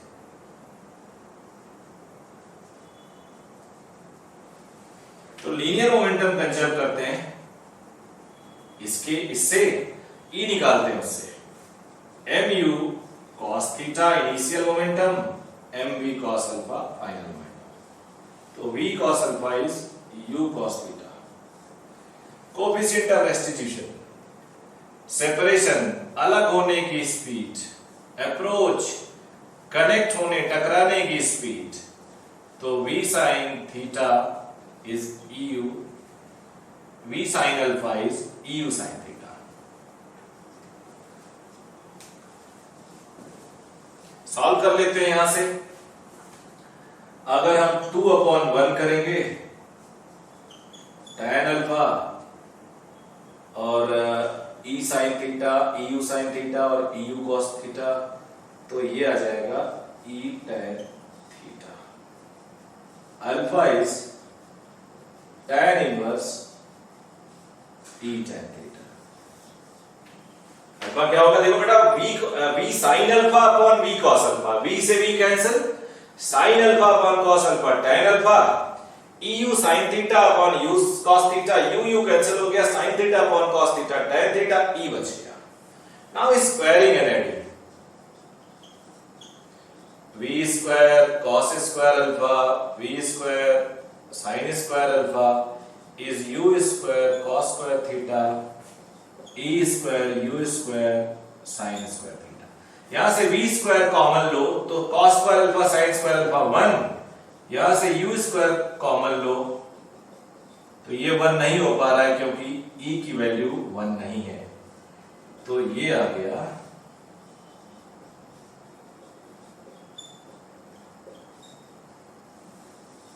ये आ गया फार्मूला याद कर लो, बहुत अच्छी बात है। अब एक चीज और बताता हूं आपको, ध्यान से देखना। अगर मैं ये जो कोलिजन है यहां से थीटा और यहां से अल्फा ले लूं,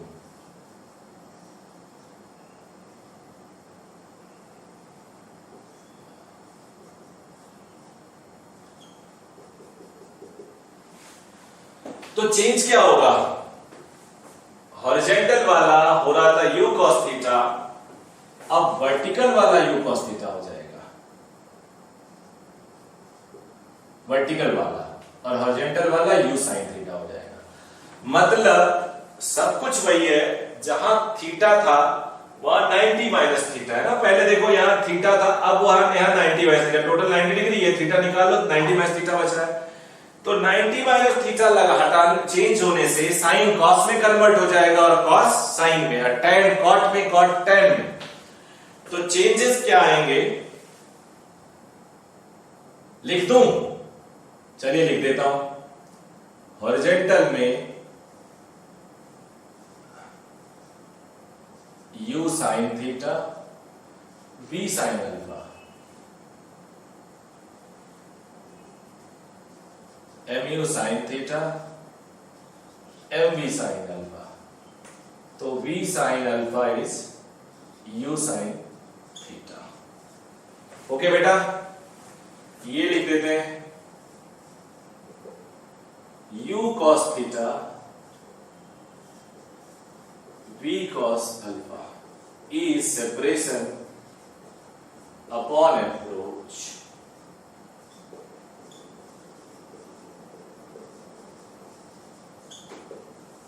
अब सॉल्व किया जाए तो tan alpha is tan theta upon e,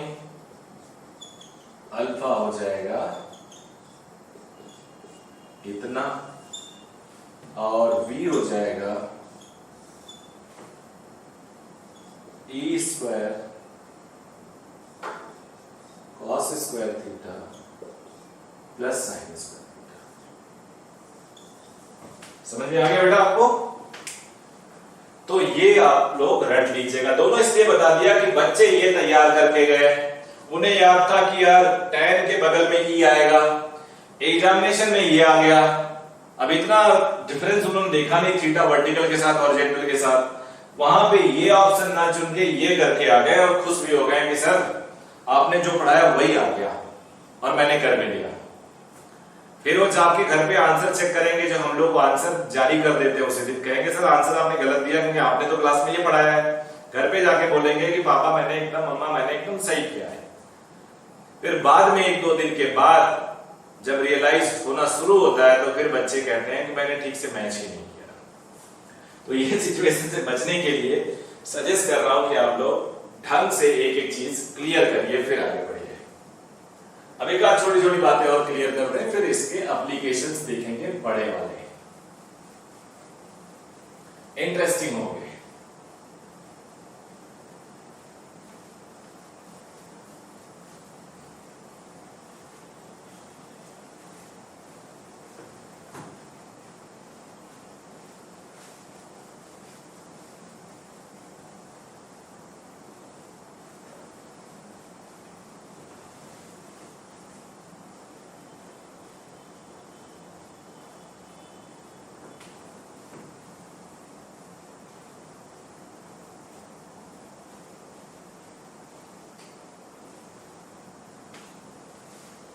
मान लो आपके पास एक डायग्राम हो, ये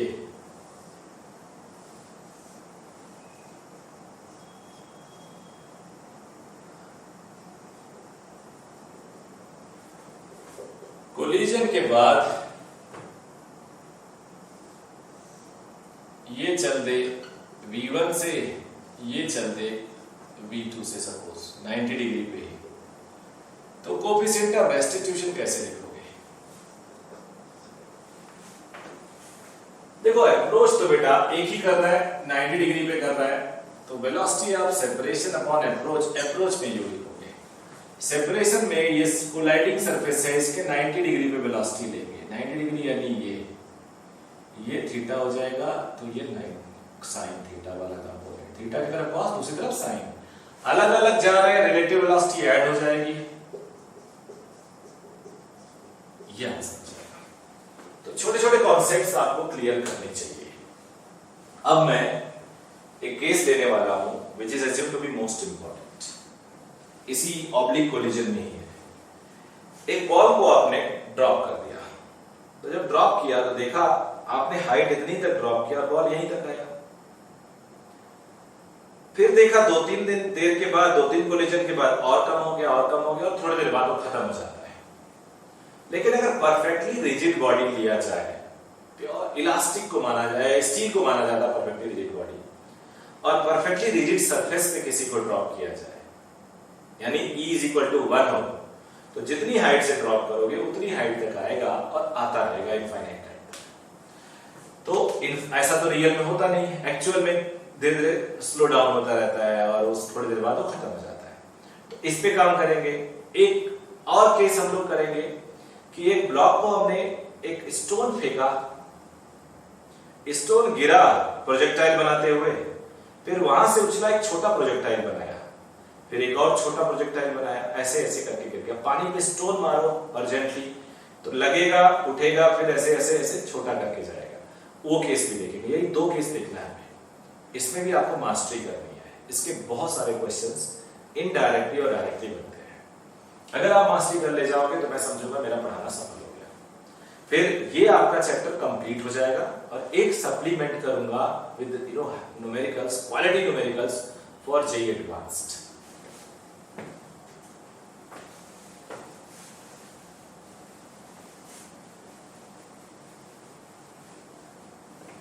कुछ छोटी छोटी बातें जान लो, बहुत जरूरी है।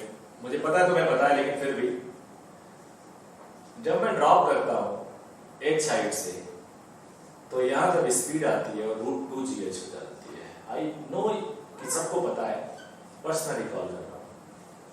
सिमिलरली अगर स्पीड √2gh से मैं फेंकूं तो ये H हाइट कवर करती है,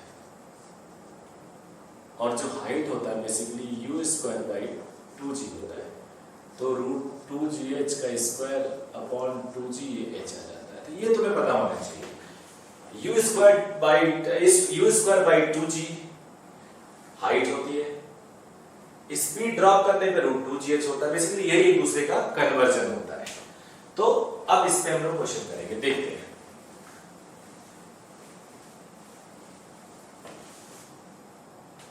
अगर हम एक और बात बता लो, U से फेंक रहे हैं, U से, और ये V से उठ रहा है, तो E होगा separation upon approach, V is EU। यानी कोलिजन होने के बाद स्पीड E टाइम्स U हो जाता है। समझ गए बेटे? तो अब अगर मैं बस आपकी अंडरस्टैंडिंग डेवलप कर रहा हूं, एक बॉल को U से भेजता हूं,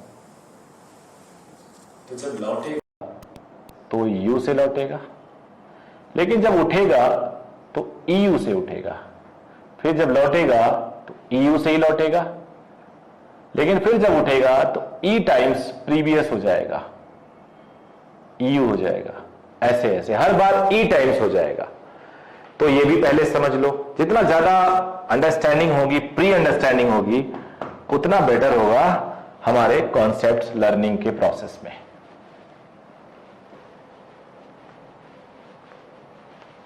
अब मैं ड्रॉ कर रहा हूं।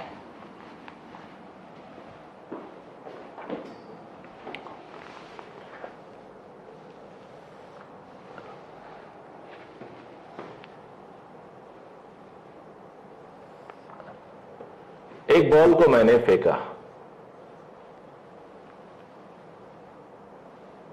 H हाइट तक गया, स्मॉल h ले लेता हूं। जब वो लौटा, उसी पास से लौटेगा, मैं थोड़ा बगल में दिखा रहा हूं।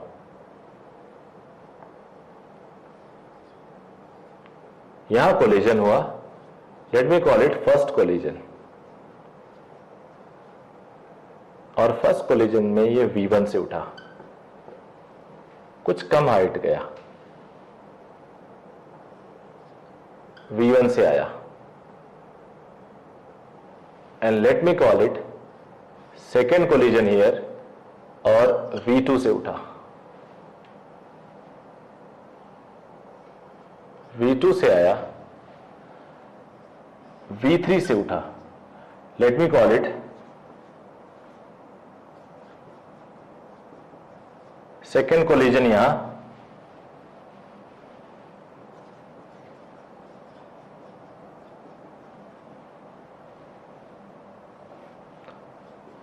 थर्ड कोलिजन,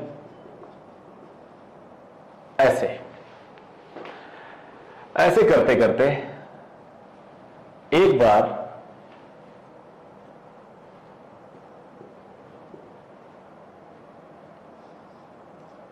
Vn-1 से आया, Vn से उठा, let it be nth collision. Okay बेटा, अब इसको हम लोग जनरलाइज करेंगे आज। H is equal to U square by 2G। तो यहां पे E is equal to V1 by U, E is equal to V1 is equal to EU। और ये जो हाइट आया, let this height is H1, यहां लिख देता हूं।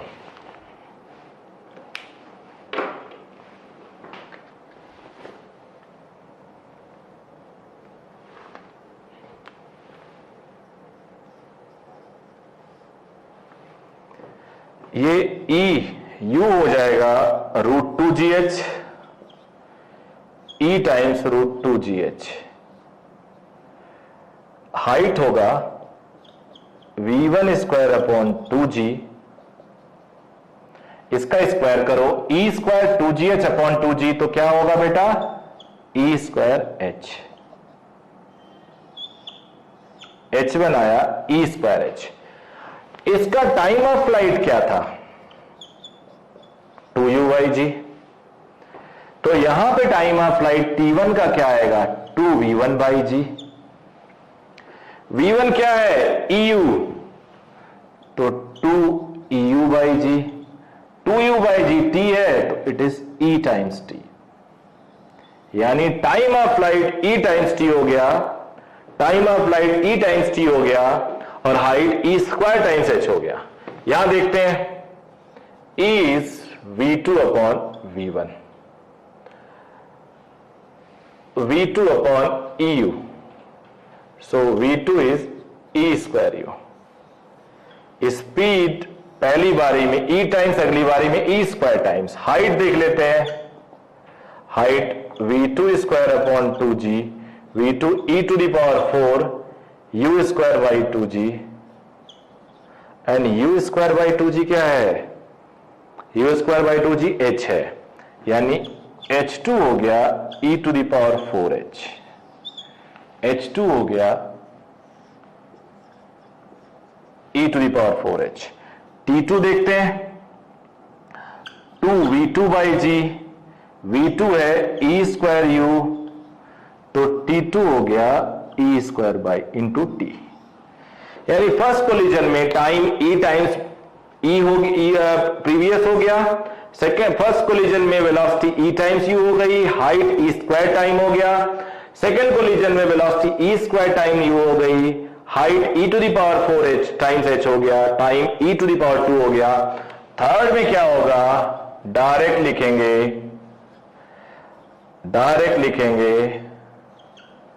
और डायरेक्ट लिखेंगे ये वैल्यू,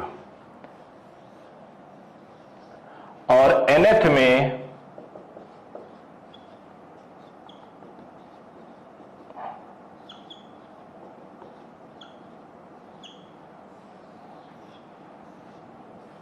नोट कर लीजिए। ओके, अब इतना अगर याद हो गया आपको, तो आपसे क्वेश्चन पूछ लिया गया कि find out the time, find out number of collisions after which height becomes half. तो आप मान लोगे लेट्स आफ्टर nth कोलिजन तो यहां पे आपको हाफ hn को h/2 लिखना होगा, h कैंसिल हो जाएगा, e to the power 2n is half, e की वैल्यू दी हुई होगी। ये एक्सपोनेंशियल नहीं है, कोफिशिएंट ऑफ रेस्टिट्यूशन है, ध्यान देना। एक्सपोनेंशियल की तरह लॉग लेके ही गायब, e को 1 मत ले लेना, ये कोफिशिएंट ऑफ रेस्टिट्यूशन है। तो यहां से आप सॉल्व कर सकते हो।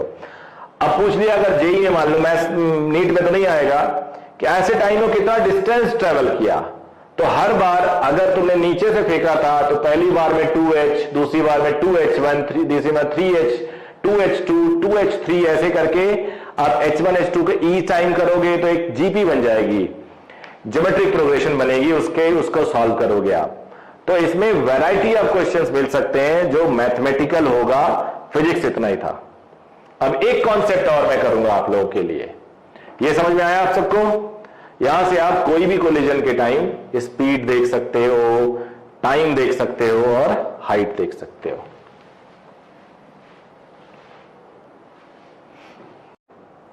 अब ये डायग्राम मैंने आपके लिए बनाया है कि एक बॉल फेंका जाए, इलास्टिक कोलिजन नहीं है, इनइलास्टिक है, कोफिशिएंट ऑफ रेस्टिट्यूशन ही है, तो प्रोजेक्टाइल का सेप छोटा होता जाएगा और एनएफ कोलिजन तक को हमें डिस्कस करना है। हाइट देखना है, टाइम ऑफ फ्लाइट देखना, रेंज देखना, हर बार की स्पीड देखना है।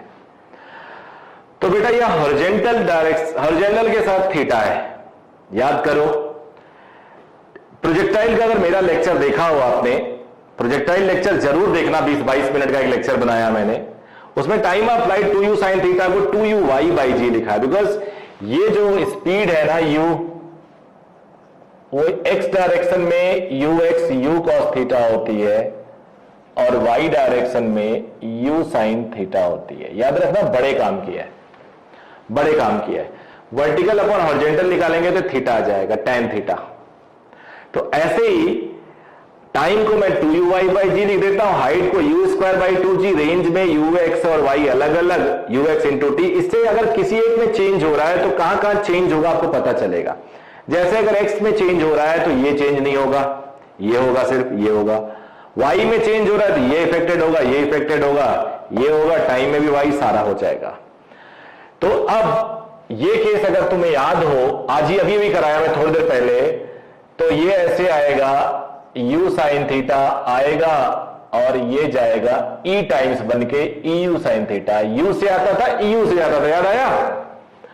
तो यहां पे u cos थीटा जो है, यहां पे u sin थीटा जो है, यहां पे बन जाएगा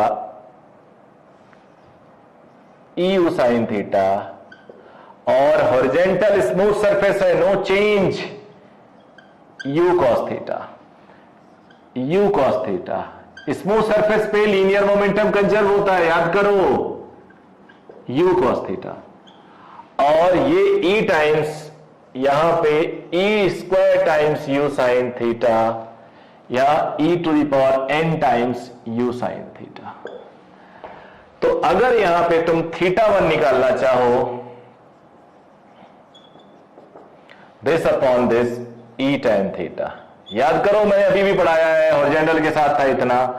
θ2 निकालना चाहो तो e² tan थीटा, θn निकालना चाहो,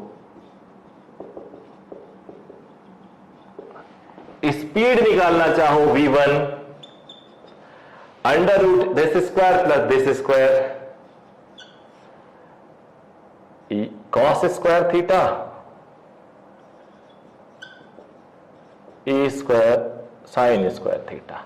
यहां स्पीड निकालना चाहो, cos square theta, e to the power 4 sine square theta. यहां निकालना चाहो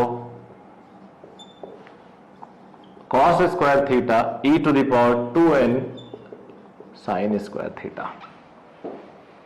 अब बेटा time of flight 2u/g, 2u/, uy है e टाइम्स तो et, हाइट uy का square by 2g, e already है तो इसका स्क्वायर e स्क्वायर, बाकी वही आएगा। रेंज में एक हॉरिजॉन्टल आता है और एक टाइम आता है, तो तो आपको दिखा होगा टाइम ई टाइम्स बढ़ जा रहा, हॉरिजॉन्टल में चेंज नहीं है, तो रेंज भी ई टाइम्स H1 इसको स्मॉल दिया है तो स्मॉल ही लिख देता हूं, ई टाइम्स रेंज। यहां पे अब गेस कर चुके होंगे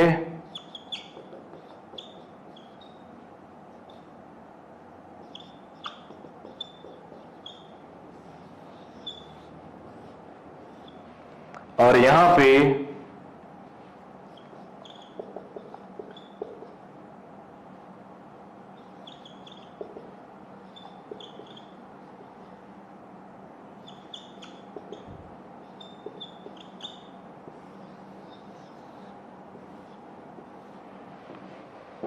बताइए समझ में आया आप सबके?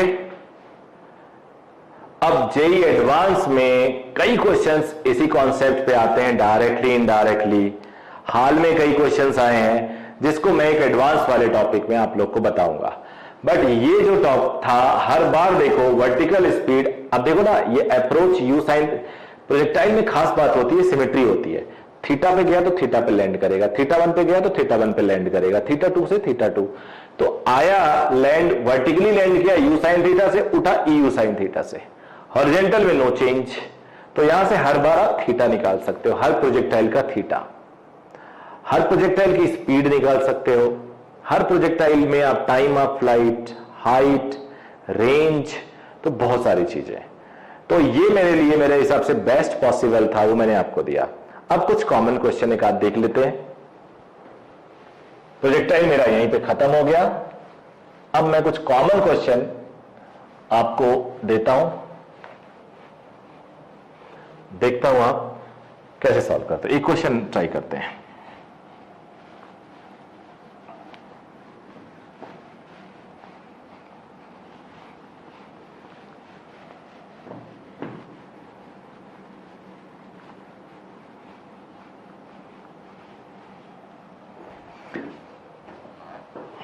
एक क्वेश्चन है, उसी के 2-3 टाइप हम लोग देंगे। हालांकि आप पढ़े हो, मैंने ऐसा क्वेश्चन कराया है।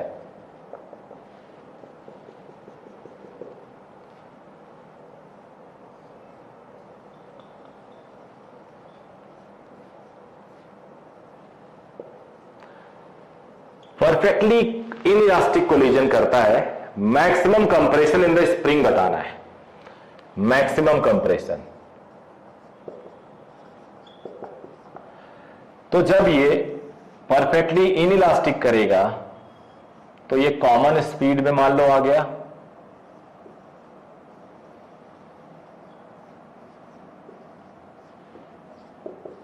Just after collision. उसके बाद at the time of maximum compression दोनों की स्पीड सेम होगी। पिछले लेक्चर में बता रखा है मैंने, यहां पे x नॉट कंप्रेशन होगा, ये पिछले लेक्चर में बता रखा है, यहां x अभी कंप्रेशन 0 है। तो ये कॉन्सेप्ट आप यूज करोगे। अब आप डायरेक्ट यहां से यहां जा सकते हो, अब आप डायरेक्ट यहां से यहां जा सकते हो। No need to consider this intermediate step because linear momentum is conserved here, before, during, after. तो मैं ये अननेसेसरी टाइम क्यों वेस्ट करूं? mu is equal to 3mv1, तो v1 is u/3। Energy conservation, collision हो गया, एनर्जी लॉस होना तो हो गया, अब यहां और वहां का एनर्जी अब हम लोग थोड़ा सा यहां पे एनर्जी कंजर्वेशन के लिए यहां से यहां जाएंगे, क्योंकि यहां से यहां पे एक लॉस हुआ होगा, यहां पे energy between this and this. तो ये इनिशियल मान ले रहा हूं और ये फाइनल मान ले रहा हूं। Half 2m v² is equal to, यहां पे कंप्रेशन नहीं था, half kx² plus half 2m plus mv1²। v कैसे आएगा? m into u is equal to 2m into v. ये मैं दे रहा हूं तो v इज u बाई 2। ये गया।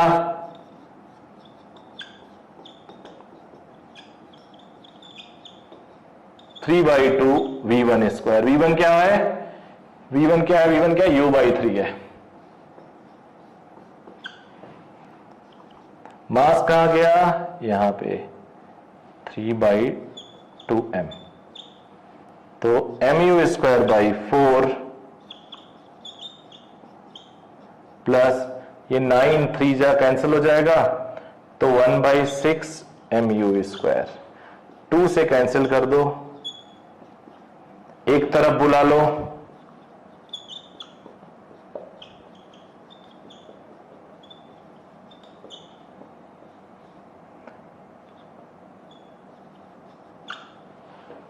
अब ये हो गया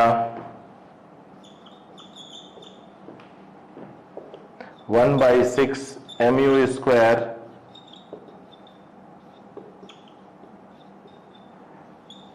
तो बच्चों अब हम लोग इतना कुछ कर चुके हैं कि अब इस चैप्टर को खत्म कर सकते हैं यहीं पे। और अब अगले लेक्चर में इसके बाद कोई एक नया टॉपिक और लेके आऊंगा, और नए टॉपिक में हम आप लोग को कुछ और नई बातें बताएंगे। ये जेई मेन और नीट के लिए जो सिर्फ तैयारी कर रहे हैं उनका खत्म हो गया। जो प्रिपेयर कर रहे हैं एडवांस के लिए, उनके लिए एक और वीडियो लाऊंगा, सप्लीमेंट करूंगा, वो थोड़ा बाद में। अभी मेरी प्रायोरिटी है पूरे चैप्टर को खत्म करने का। अगर आप सभी बच्चों को ये वीडियो अच्छा लगे, लाइक करिए, कमेंट करिए, शेयर करिए और चैनल को सब्सक्राइब करिए, आपको नोटिफिकेशन मिले, क्योंकि मैं पूरा सिलेबस कवर करने वाला हूं। And I'll try to cover all those syllabus before your JEE or NEET exam. All the very best. Thank you.